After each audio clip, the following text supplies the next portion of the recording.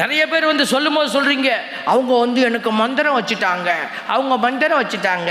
இந்த பேச்சு பேசுகிற உங்களுக்கு தான் செய்தி, மந்திரம் வைக்கிறவனுக்கு இல்லை, இதை நம்புகிறவனுக்கு தான் செய்தி.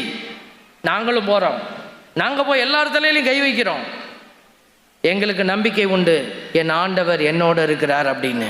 Praise the Lord. அவர் ஒரு நாளும் என்னை கால் கல்லின் மேல் மோதாதபடி பார்த்துக்கொள்வார், என் கால் இடற விட மாட்டார். நான் நம்புகிறோம். அதனால தான் நீங்கள் யார் வந்து ஆசீர்வதிங்கன்னு சொன்னாலும் நான் தலையில் கை வைப்பேன். என் தேவன் என்னோடு இருக்கிறார், நான் நம்புகிறேன்.